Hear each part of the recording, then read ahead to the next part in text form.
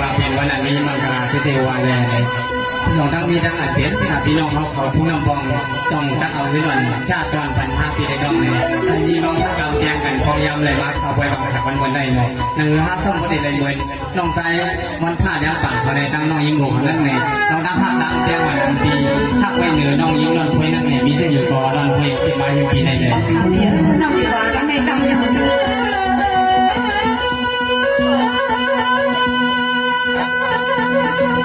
สองบัวในอายินาไม่สามารถตัวยันดวนคุยในขมาพูงาควางสัวพี่เกาวานำนอง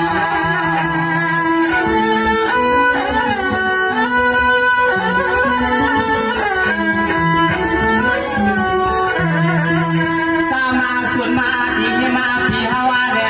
พี่สัญญาณยักตัวยันนาได้ขมาคังคังดูสายปืนเชียงงาแกนมาไว้วานานี่น้องแก้มนี่เขาทานเองว่าเมื่อในน้องมาเลยแล้วป่วยบางแขนในน้องเขาหลังไปทานในน้องมีก่อนไว้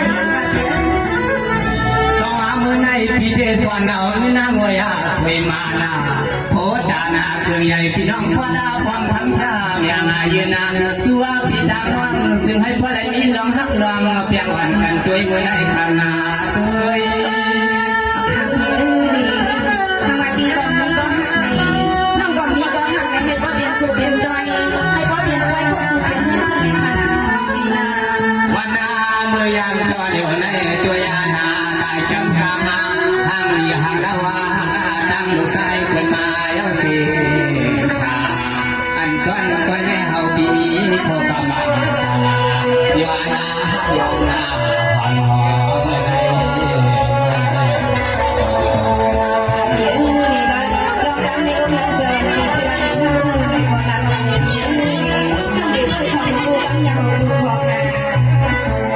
สวัสดีวันนั้นลูกน่ะล้วนถอยก็เป็นน้องเอาเมื่อไหร่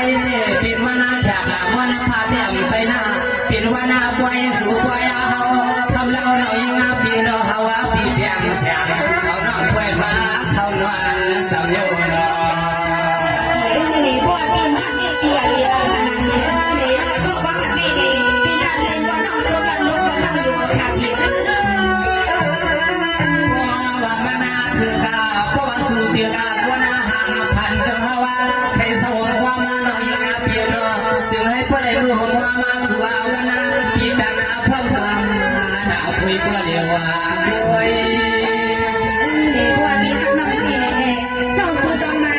เขาเรียกว่าเสียงสาวไฟสักอะไรเสียงบอกเราเพราะว่าเรียนว่าเสียงสาวสีไปยืนขาน้องได้กู้ให้บอกขาเบี้ยสวรรค์วันพี่น้องไปไกลน้องพี่ปากาว่าพี่สาวลูกเสียพระตัวมาทุ่งเมืองที่ไรเนี่ยกว่านาวัดย้ำชิงอาฟังเรียงได้เสือหัวนาพี่ว่าว่าถ้าว่าลูกเมืองอาปัตตุนาปาสานาวัดเที่ยวพวกเขาเล่นสู่พี่ทำมาอะไรก็ได้บุญใส่ละใส่ดีลองกันทำเราเนี่ยให้ทำดีเอาพวกพี่มาพวกเดี๋ยวในได้เราทำเป็นพี่นั่นเป็นพี่นั่นขนาดนี้ยิงอาโดนาพยาหังลีหังโนอันเมื่อวันที่ฮาวาพี่มาก็อยู่หนึ่งอาพยาพวกไว้แน่ไว้ที่สุดเลยฮาวาก็อยู่สามีก็กันได้คืนนาบอกคืนนาอย่างนาเมื่อวัดวานาทุ่งเลืองใหญ่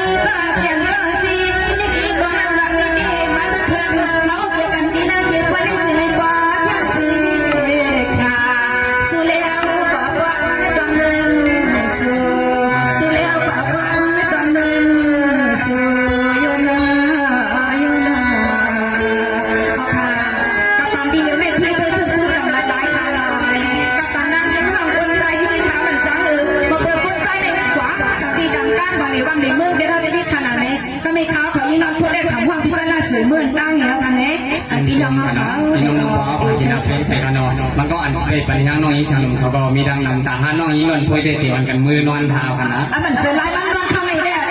มันไปลุกเห็นนอนเราลง เพื่อนเขาว่ามาสวยปากชาตั้งขึ้นนะฮะเนาะเลยนอนในห้าพี่น้องกันมือตั้งฮะเนาะ